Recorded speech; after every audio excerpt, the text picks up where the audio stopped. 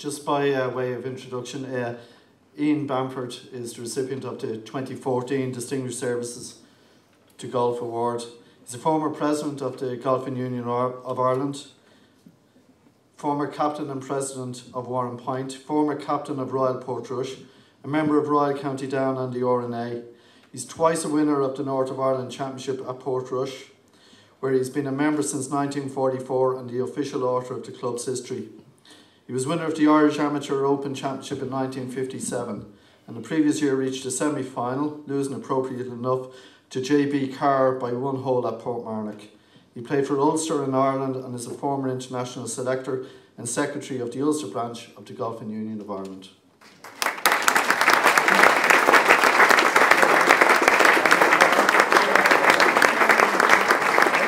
Dermot and Ed and members of the Carr family, it's just wonderful to see the Carr family here, because I had the privilege of playing golf with Joe Carr on the international team in 1954.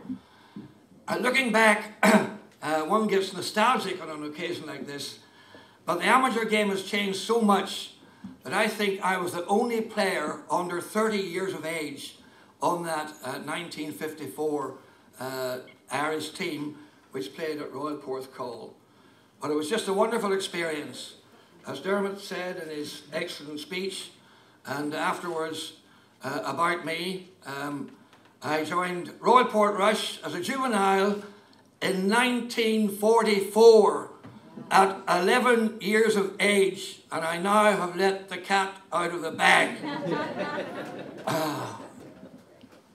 My father, after some success in boys' championships, and this was between the Second World War and decimalisation, decided to send me down to Trinity College, Dublin, to get a more liberal upbringing. My first match was for Trinity against Royal Dublin, and I was drawn with a very, very well-known golfer called Liam Howley, of that famous Howley family. I can't remember conveniently how that match finished, but we were in the bar afterwards, as was the custom in those days, and Liam said to me, "Ian," he said, "you come from that hard wee north, County Antrim. Just tell me, Ian, what are your politics?"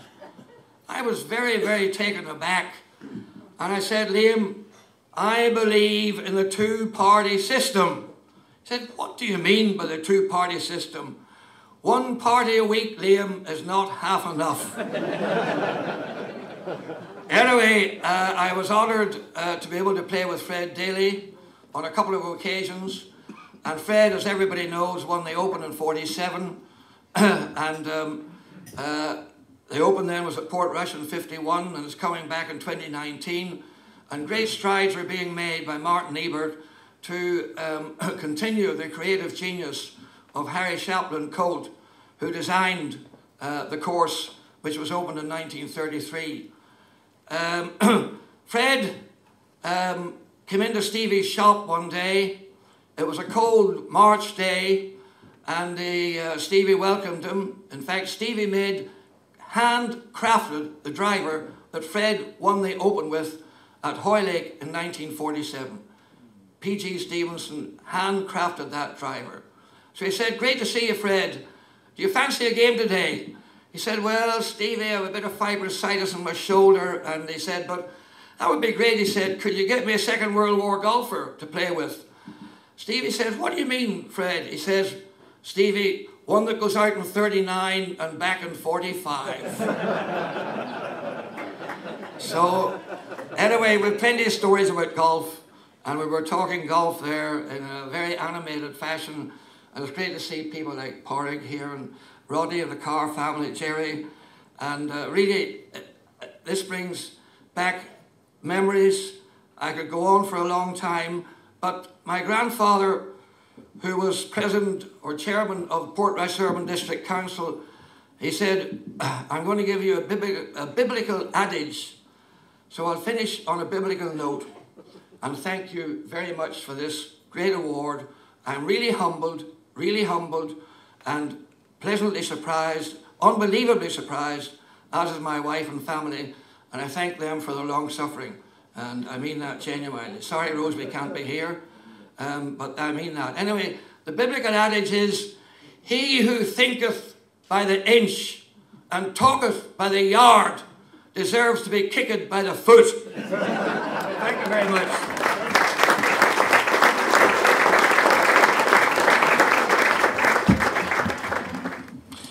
Our first 2015 award is for the Women's Amateur of the Year, and it was some year for women's amateur golf. The performances of Olivia Mahaffey were extraordinary, and in any other year would have walked away with her award. And yet, way above her, in terms of world rankings, in terms of everything she was doing, was Leona Maguire. Leona, unfortunately, can't be here tonight. She's, as we all know, a student in Duke University in North Carolina. She won 3 tournaments in her freshman year on the NCAA calendar last year. She was recipient of the Yannicka Award and was named the WGCA National Player of the Year in the United States. She added a 4th collegiate title when winning the Roots Chris Carr Heel Invitational in October, and on her appearance in the European Masters came within 1 stroke of getting into a playoff. She finished runner-up, which is a fantastic performance. And on her behalf, to accept her award is her dad, Declan.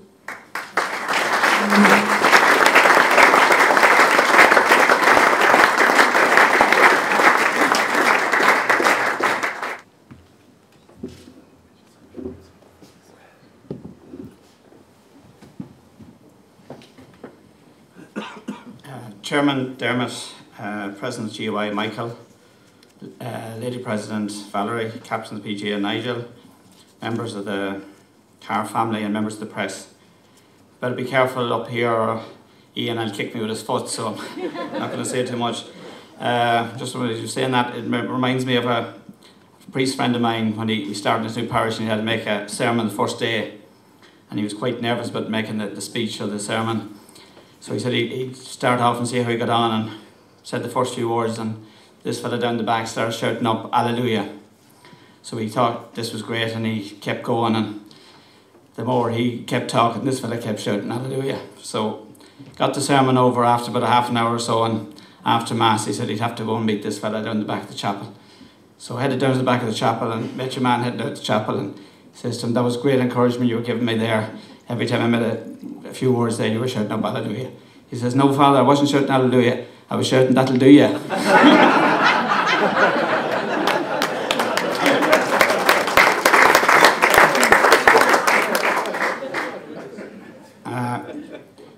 I got the short straw tonight. Breda was supposed to come up here and say these few words, but I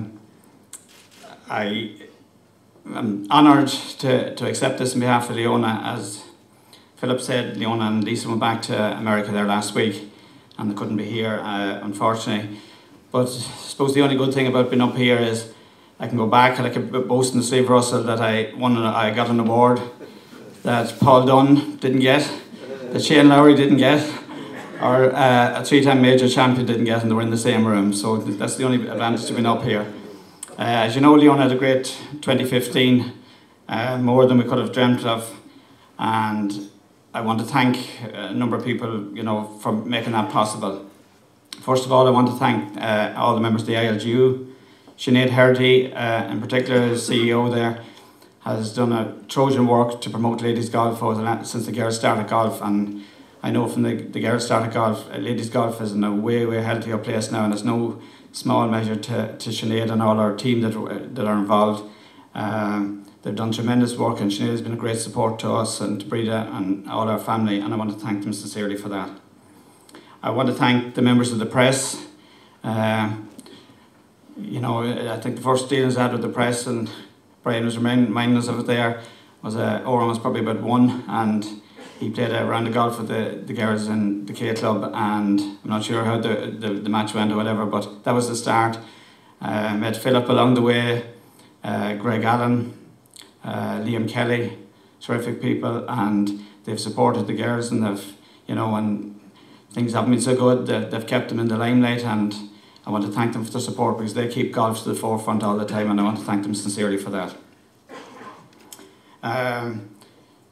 you know, the girls, since I started playing golf, the coach has been Shane O'Grady, and I don't think Leona would have got to where she is without Shane's support from the start.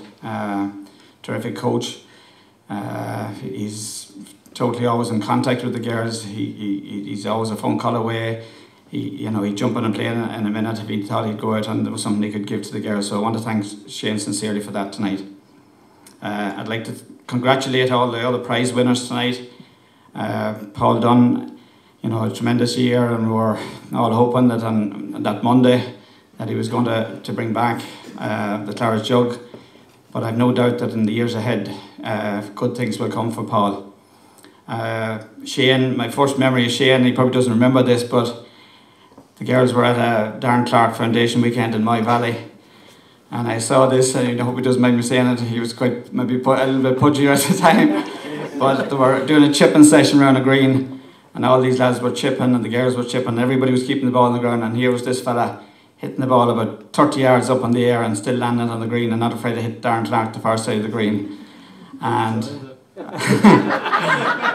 I had to ask somebody who he was. I didn't even know who he was at the time, but everybody knew it the next day. I think at least the next day or that day maybe, and shot 3 under on a windy day around my valley, which was no mean feat, and maybe it was only 16, 17 at the time. But Shane's a true gentleman.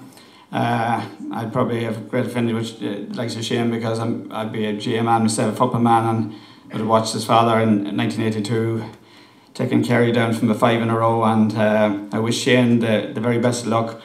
I'm hoping that, he might in April, and I hope Parry doesn't mind me saying that, he might take the Masters jacket back to Ireland, and it'll be a great achievement. So I wish them all the best of luck.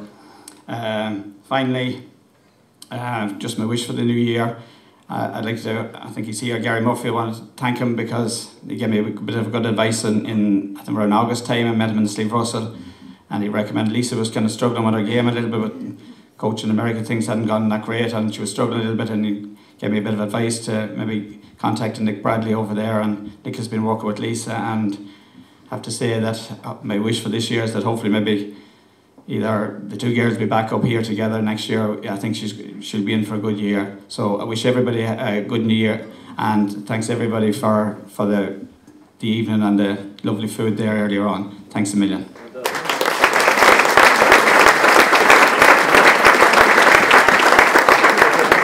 Sticking with the amateur game, and we had some story from St Andrews last year when Paul Dunn led after 54 holes and went out on the final day. Graduate of the University of Alabama in Birmingham with a degree in business finance, so a very clever guy as well, but he's letting his clubs do the talking these days.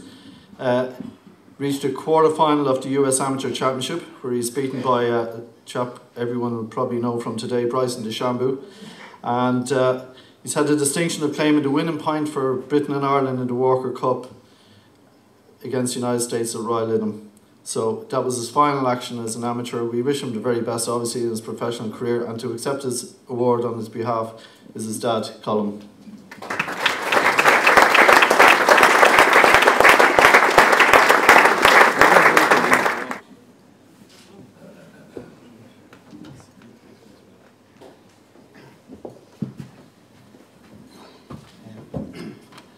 Ladies and gentlemen, distinguished golf writers and friends, it is an honour indeed for me to stand up this evening to receive this award.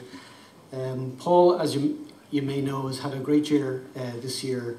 Started off going to the qualifier in Woburn for a second year. I was fortunate enough to caddy for him for those two rounds and for the 2 rounds last year.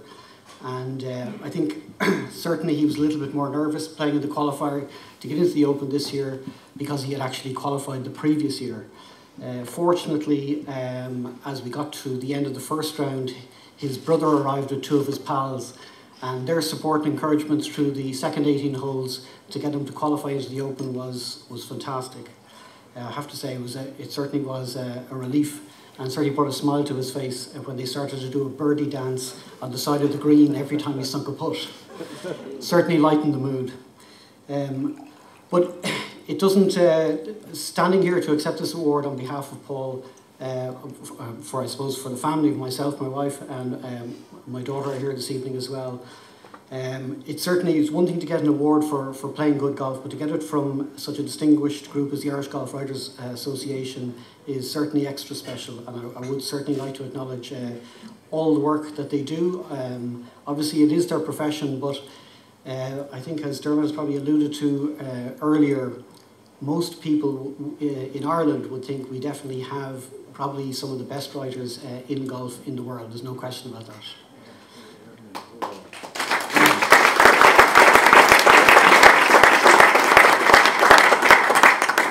I would also like to thank the Carr family, Carr Golf, for sponsoring these awards.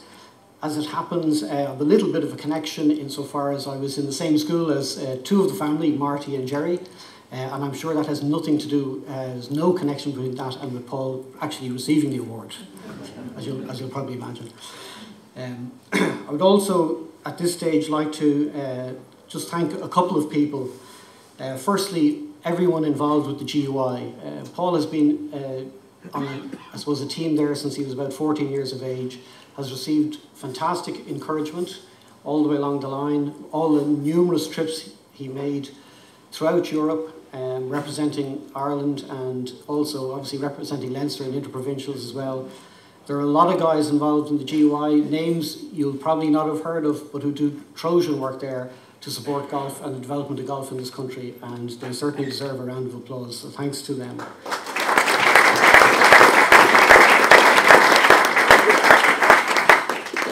In particular, I don't mean to single out anyone, but in particular I would like to say special thanks to Neil Manship. Neil has been the national coach now certainly since Paul was involved there, and he has been nothing but a fantastic help, and I know he continues that to this day. He's certainly helping one of the well-known professionals in this room as well. So special thank you to Neil. I would also like to say a special congratulations obviously to all the winners here this evening. It would also be remiss of me not to say thank you to all the members of Greystones Golf Club, the pro out there, Carl Holmes, the captain who's here tonight, Tom Byrne, and Barry Massey, who in fact works for one of the newspapers as well.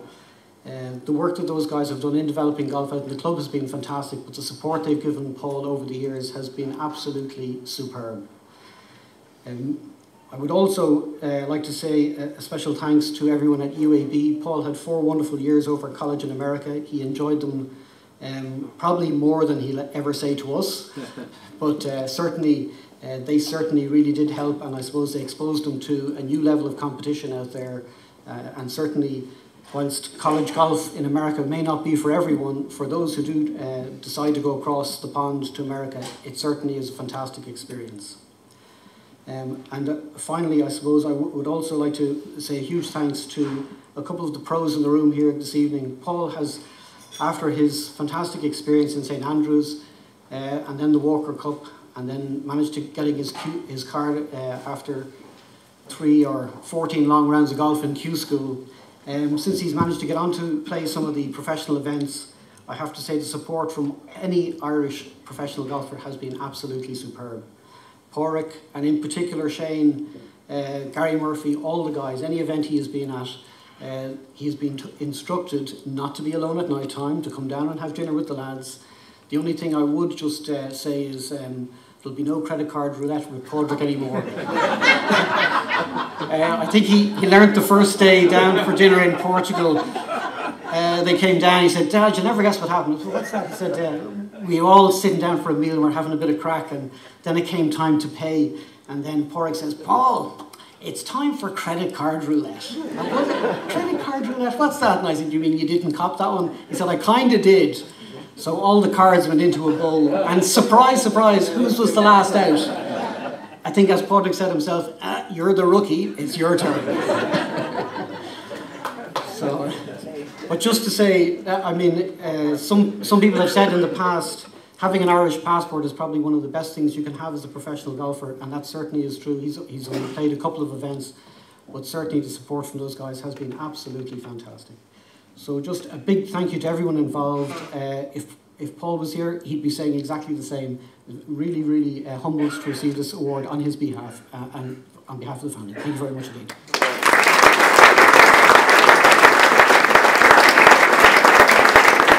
The recipient for our 2015 Distinguished Services to Golf Award is Claire Dowling, probably better known back in her playing days as Claire Harlan. As a member of Woodbrook, Claire won the 1986 Ladies British Amateur Open Stroke Play Championship. She won the Irish Ladies Close on 5 occasions and was a member of 4 Curtis Cup teams, as well as captain in a Curtis Cup team. She was among the first wave of 5 women from Britain and Ireland last year to become members of the RNA, as the club ended its 260-year ban on women members, and we're delighted to have her as our recipient of Distinguished Services for 2015.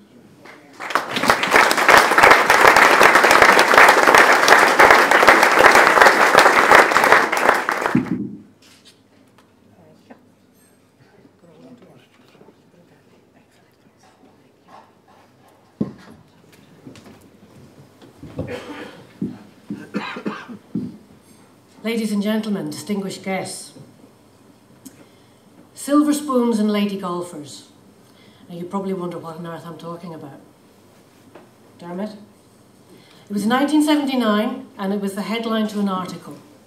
I first met Dermot in 1979 and he asked to have a few words. So the resulting article was entitled Silver Spoons and Lady Golfers. And I think he was really trying to wind me up by suggesting that it was only the rich and privileged who could play golf. However, the resulting article was well-reasoned, balanced and fair, as indeed is all of Dermot's writing. December is becoming a bit of a pattern for me in terms of surprises, because it was in December 2014 that a letter fell through the letterbox inviting me to be one of the first ordinary women members of the RNA. And to say you could have knocked me down with a feather was an understatement. And then this last December, I was walking down Budley High Street in the rain, and my mobile phone rang. And it was Dermot inviting me to this dinner. And I was very, very shocked at the call, but obviously delighted. Dermot asked me if I would talk a little bit about what I've been doing over the years. So I dug out the old scrapbooks and had a look to try and refresh my memory. And what struck me most of all is how much has changed over the years. Huge change in all sorts of things, in golf itself, in journalism, in technology, and in communication. My father ran the Leopardstown Golf Centre, and I did all my practice there as a youngster. And I went off to play my first Irish Championship at Ballybunion, aged about 18 and playing off a 4 or 5 handicap. I rang him at the end of the first day's play, and he said it was in the days when you could only use the phone in the clubhouse, the old payphone with the A and the B buttons, and you needed an endless supply of coins. So I rang him and he said, "How did you get on?" I said, "I had a 95. What? 95? How in the name of God could you take 95 shots to go around a golf course? And he gave me a lecture on how to approach and play the second round. So I said to him, very quietly, the second round was this afternoon. He said, "How did you get on?" I said, "I had a 97. Well, he went berserk. So I held the phone away from my ear, and the whole of Ballybunion Golf Club, not to mention the staff and clientele of Leopardstown, could hear every word he said. Now, the good thing about communication in those days was that if you didn't want to continue a conversation, it was actually quite easy. Because you either ran out of money, or you said, "Oh, the line is awful, sorry, can't hear you." Or if all else failed, press the little pimples on the top where the receiver sat and just put the phone down. And of course, there was no such thing as mobile phones, Facebook, Twitter, apps, and all the rest of it. So you could easily get away with it if you wanted to. When I left college, I worked for a few years, and then I went back and I did a postgraduate diploma in journalism with a view to getting into broadcasting. And when I was working at RTE, I did a few casual stints at RTE. I was never going to get very far with it, I don't think. But one of the most amusing things that I remember was I was trying to read the football results one evening, and some guest in the studio set fire to my script. It's no wonder that Peter complained when I first met him that I talked too fast. Anyway, in 1985, I was offered a job at a stand in the exhibition tent in the Open at Royal St George's. So off I went, and when Maurice Quinn from RTE heard that I was going to be there, he said, oh, well, if you're going to be there anyway, would you like to do a couple of reports for the late night sports news? And I said, great, yeah, great, love to do it. So as we're going through the week, of course it was in the days when the journalists had to type their copy and then phone it in at the end of the day's play, get a copywriter at the other end to take it down and all the rest of it. No such things, Wi-Fi or internet connections or anything like that. So on the last evening, the Irish journalists had more or less finished their work by about 8 o'clock. And a couple of them said to me, we're going to a party down the road, come on, you've got to come with us. And I said, no, I've got to ring RTE at 10 o'clock. I said, I've got to do a report. No, you'll be all right, come on, come with us, we'll find you a quiet spot and we'll find you a phone. So somewhat against my better judgment, I went off to this party. And true to their word, I think it was Colm Smith, did fix me up with a phone and a reasonably quiet spot. So I broadcast to the Irish nation that night from the downstairs loo. Back in those days, the golf writers were really part of the team. Everything's changed, as Dermot said, really. And when we went off to play in team events, championships or whatever, there were often 4 or 5 guys with us. And it was usually Dermot or Derek Jones, the Squire himself, Tom Cryan, Charlie Mulqueen, Ruth O'Mahony, John Redmond, Colm Smith. Some great characters.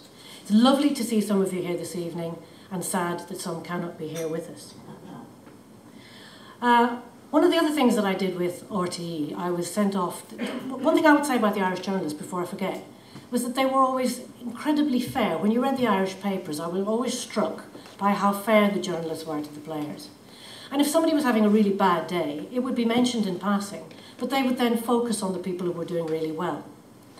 And for me, the Irish journalists were more than just kind in that way. I've had some great experiences with the Irish guys. John Redmond proposed me for membership of the National Union of Journalists. I think he knew I wasn't going to go very far in that world, but nevertheless. Dermot, I did ask him this evening whether I could say this or not. In 1982, at the British Championship at Walton Heath, I was absolutely, desperately trying to get onto the Curtis Cup team that year. And Dermot took me aside just before the prize giving and the big announcement to tell me that I had not been selected. And I was absolutely devastated, but I was eternally grateful to Dermot for giving me the time to compose myself and get through those few minutes with, you know, a reasonably good face on things before I collapsed in a heap. So thank you, Dermot. Another thing that happened, I went to, RTE sent me off to Cork to cover the Irish Swimming Championships. I couldn't believe it. I was there and there were people leaping into the pool at one end, splash, leaping out of the pool at the other end, the next lot were straight in after them, and all the time there was this incomprehensible stuff coming over the tannoy system. I hadn't the foggiest idea what was going on, not a clue. Unfortunately for me, Vincent Hogan was there.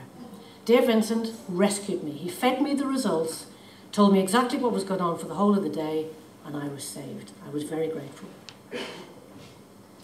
I moved to England in 1986, and I gave up playing international golf in 1992, and then I was thrilled to be invited to captain the Irish ladies team in 1996. However, I'd lost touch with the players to a degree, and I was really surprised and more than a little perturbed to find that the levels of confidence were very low indeed. And the attitude back then seemed to be, oh well, we'll go and play in the home internationals and we'll do our best. But sure, we can't really expect to perform against the likes of England, who have so many full-time players. So, applying the good old-fashioned technique of a kick up the backside and a little dose of confidence building, we worked very hard on trying to build confidence within the Irish team. And I was delighted when the Irish girls did win the home internationals a few years later. And of course now, how fantastic to see Leona at the top of the world rankings. The men, the Irish men and the boys have also done brilliantly well over the last few years, and it was great to be at the Walker Cup at Lytham last year when Paul sank the winning putt and we won the Walker Cup. It was absolutely fantastic. Congratulations to both of them and also to Shane. You've had a fantastic year last year, Shane, and capped it all with that fantastic shot, the European Tour Best Shot of 2015. Absolutely wonderful. Since I stopped playing golf, I've done all sorts of things. I've sat on committees and bits and pieces. And one of the committees that I was invited to sit on was the RNA Amateur Status Committee. One of my fellow committee members was one Prince Andrew. And the first time I met him, we met at dinner the night before one of the meetings. And we had a conversation, as you do, about potatoes, a subject on which he is surprisingly knowledgeable. But then he said to me, it was just before the Curtis Cup at Ganton, and he said, tell me, like the Ryder Cup, do the girls playing in the Curtis Cup, do you allow them to share rooms with their partners and their husbands? I said, most certainly not, sir. Gives them wobbly knees, you know, no shenanigans allowed. After that, I was sent by the English Women's Golf Association to do the rules exam at St Andrews. And it was a bit confusing, really, because I was there being sent by EWGA, and the Irish representative that year, the lady representative, was a lady from Cork who just happened to be English. After that, I was extremely fortunate to have been invited to referee at the Open in Royal St George's in 2011. And on the Saturday, I was out with Darren Clark as an observer. That involved radioing back to the referee, walking ahead of the game and radioing back, should there be any potential rules issues. And on the second hole, Darren hit his tee shot a tad right, and the ball landed on some cables. So I radioed back, and the referee went up on the right-hand side. And Darren leant down, stuck a tee peg in the ground, and was about to pick up the ball, when the referee said, "Darren, can I be of any assistance?" And Darren turned around and he said, "I have done this before, you know." So the ref said, "Sorry, grandmothers and eggs and all that." It seems a tad bizarre to be receiving an award this evening for services to golf in Ireland when I've actually not lived in Ireland for the last 30 years. And anything that I've done and been involved in golf has really not been here. But I suppose at the end of the day, you can only volunteer or be volunteered to do stuff where you're actually based.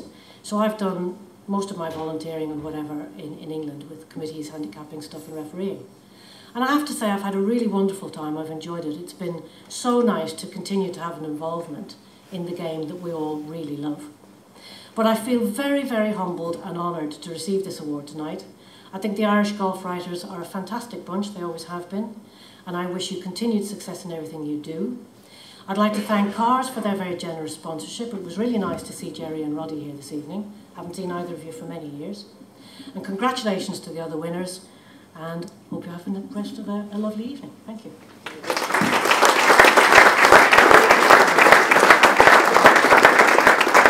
Finally, but by no means least, back in August, Shane, you were walking across a bridge, I think in Whistling Straits, just a week after winning Bridgestone.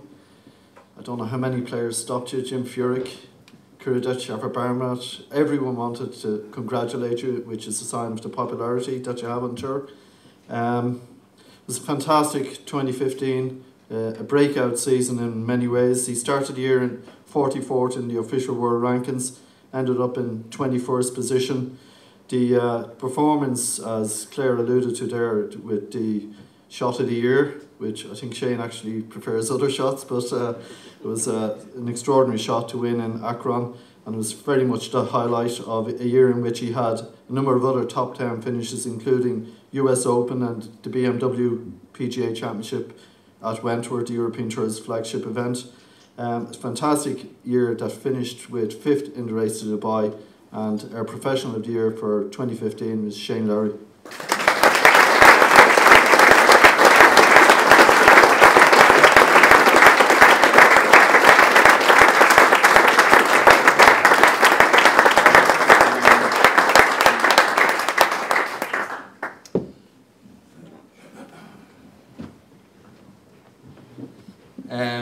Ladies and gentlemen, I'm highly underprepared for this. Everyone's come up with little cards and stuff, and I'm not really used to this. But no, I feel very honoured to be standing here as you know, the Golf Writers Professional of the Year. You know, when you see the year, I think, you know, obviously some of our other professionals had last year. Porrick coming back and winning at the Honda Classic, I think, was you know, one of my favourite moments of the year. Obviously Rory, another great season, and Graham McDowell winning at the end of the year.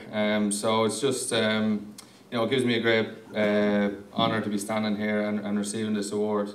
I'd like to pay a special thanks to the golf writers themselves. You know, as professionals, you know, sometimes we might not be happy to see them coming along, or sometimes you are, and you know, that just goes with the game we're in. But you know, I don't think, you know, the coverage we get in this country is amazing. You know, the profile we get, that definitely adds to our brand, our image. helps us with our sponsorship along the way, and you know, we definitely wouldn't be getting all that without the help of the journalists. So I'd just like to thank everyone from, you know, Brian to Philip to Dermot to you know, the recently retired Carr McGinty, and you know, just and Liam as well. I probably shouldn't start naming names because I'm going to leave out some, but you know, I'd just like to thank everyone for all they've done over the last few years for all of us and me especially. Collie did mention it a while ago. I'd just like to pay a special thanks, he's not here this evening, but to my coach Neil. I first made the boys panel in 2005, and the only reason I made that panel, I see Shay Smith down there, who was the head of the Golfing Union at the time. The only reason I made that panel was because one, Rory McIlroy decided he wasn't going to play boys golf that year. So you know, I was lucky enough that way, and my first day on the job with the boys team was, with the Irish setup, was actually Neil's first day as well, and we just hit it off. And you know, definitely without Neil I wouldn't be where I am today. So I'd like to, you know, thank Shay for hiring him at the start, and you know, I'd like to thank Neil for everything he's done. But you know, I believe myself and Pádraig and Peter are going to do a Q&A in a while, so I'm not going to keep you here much longer. I just say I'm very honoured and very privileged to receive this award, and you know, I hope you all have a great night, and you know, hopefully I'll be back here next year receiving it again.